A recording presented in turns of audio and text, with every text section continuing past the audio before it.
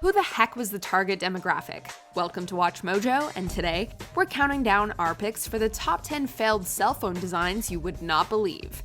For this list, we'll be looking at various cell phone and smartphone designs that simply didn't work, be it in terms of functionality or in terms of marketing. Some were an attempt to mesh phones with other technology, while others sought to revolutionize cell phone design. The only thing they all have in common? Missing the mark. If you like what you're hearing, be sure to check out the full song at the link below.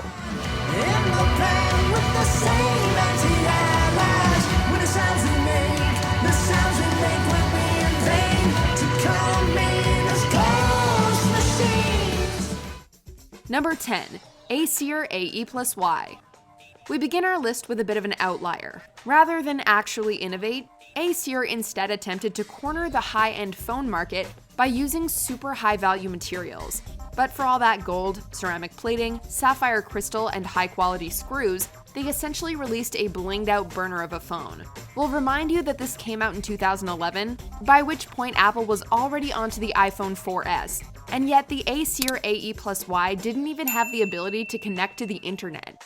It looks like the cell phone equivalent of a designer watch and had the price tag to match, with models ranging from $8,000 to $60,000. But despite its appearance, it was an embarrassingly basic phone. Number 9. Motorola Rokr E1. Nothing says we're trying too hard like putting the word rocker in the name of your phone. Motorola billed this as their iTunes phone because of its focus on media capabilities. It had iTunes integrated into the phone, and in Motorola's defense, this was pretty revolutionary given that the Rokr was the first mobile phone to do so. So you can look at albums, artists, songs, you can select an artist, you can play a song right on the phone, just like you're used to doing. It predated the Apple iPhone by 2 full years. The thing is, the technological leaps between the Rokr and the iPhone felt more like a decade's worth of difference. This is the last phone you'd have expected a company like Apple to go anywhere near. The Rokr held a paltry 100 songs, which was laughable compared to dedicated MP3 players. USB 2.0 had been around for years, and yet the Rokr limited media transfers to a painfully slow USB 1.1 technology. 100 tunes in your phone, baby. Hello, Moto. Number 8. Siemens Xelibri 6. Yikes. There's innovative cell phone design, and then there's this. We're all for questioning design assumptions in the name of greater efficiency, but this feels like change for the sake of change. Mimicking the shape of a makeup compact and based on the color scheme, we can see what Siemens was going for with the Xelibri 6. They were clearly attempting to give fashionable women a cell phone that fit their aesthetic and was sure to turn heads whenever they pulled it out. The addition of 2 mirrors seemed fitting, but who wants to dial numbers that have been configured like that? Despite an aggressive marketing campaign, the entire Xelibri line flopped. Number 7. BlackBerry Passport. To make a big decision, we must leave behind a narrow vision and work wide. Introducing the new BlackBerry Passport. Poor BlackBerry. For those of you who are too young to remember, this smartphone was once synonymous with quality and considered a status symbol. BlackBerry was the phone of choice for businessmen and those who needed to get things done. Unfortunately for the company, touchscreens won the smartphone arms race and became a must-have. BlackBerry was forced to innovate or die, and sadly, none of their efforts really found the mark. The BlackBerry Passport had a touchscreen, but also a physical keyboard that also doubled as a touchpad. But the Passport-inspired wider shape made it clunky and difficult to carry around. And the screen's distinct dimensions proved problematic with video and apps. Most damning, the new keyboard was considered a step backwards from earlier Blackberries. Number 6. Compulab Exeda. Never even heard of the company, let alone the specific model? You're not alone in that regard. Compulab is best known for their computers and computer parts, specifically small format industrial PCs. In 2009, however, they attempted to break into the smartphone market with a similarly niche device, the Compulab Exeda. The thing that sets it apart from the competition? An Ethernet port. You heard that right, you could plug directly into the internet the old-fashioned way. It also featured an expansion slot, inviting the addition of hardware to suit your specific needs, like you might do with a PC. The problem is that these unique features also make the phone quite bulky. Add to that a high price, and it appeals to only a select few customers. Number 5. Nokia 7280. Did you think that clamshell phone was bad? Well, the Xelibri 6 ain't got nothing on this. Shaped like a lipstick tube and reminiscent of some very early MP3 player designs, the Nokia 7280 is more gimmick than functional cell phone. As you may have noticed, one of the biggest game changers that Nokia introduced with this unique design is the lack of keypad. And before you get excited and guess voice-controlled dialing, allow us to jump in and say no. You had to enter the numbers using the scroll wheel. You know, like how you used to select songs on your iPod, except with this phone, you need to slowly dial 6 to 9 numbers that way. Number 4, Google's Project Ara. A phone too strange for this world. No, seriously, Google never actually released it. First announced in 2013, Project Ara was a prototype modular smartphone design that asked the question, what if we could upgrade our smartphones rather than replace them?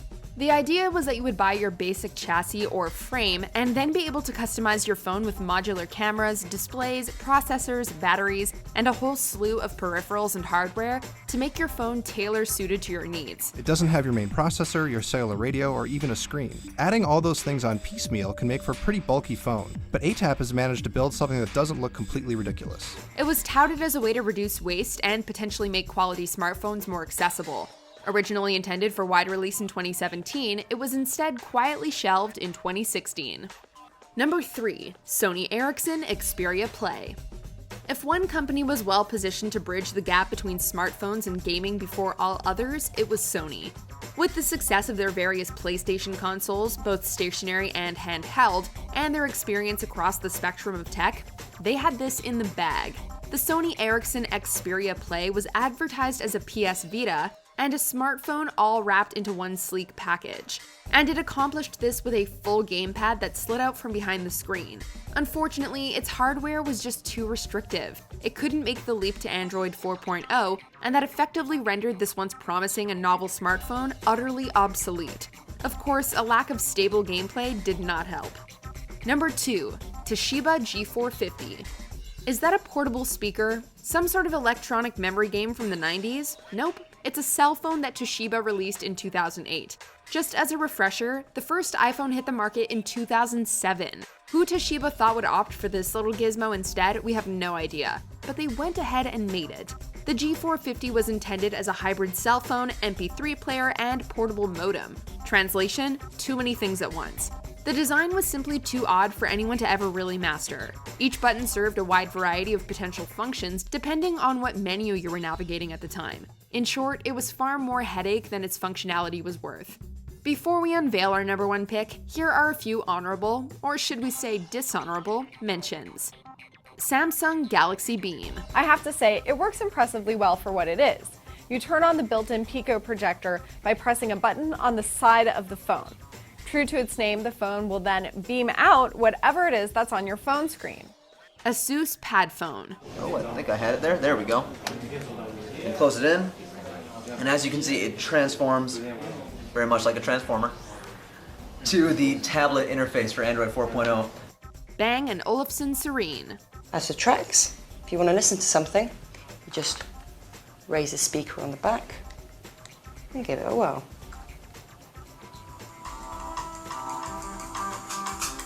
Motorola Flipout. Has that same square shape with the flipping or swivel action. It's about 2.8 inches, which is fine for most phones, but on a touchscreen phone, found it just not adequate. Nokia 7600.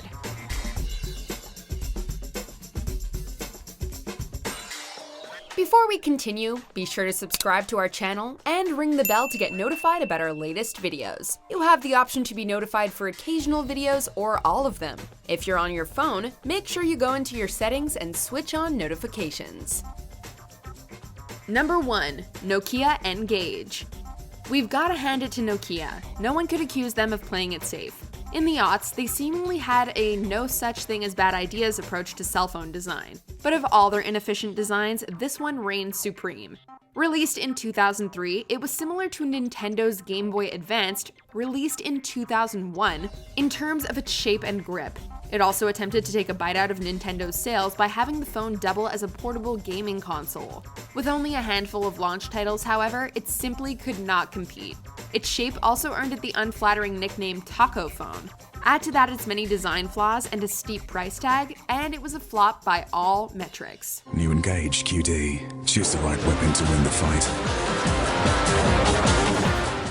Do you agree with our picks? Let us know in the comments. And hey, if you're a fan of the song playing right now, be sure to check out the music video for it right here.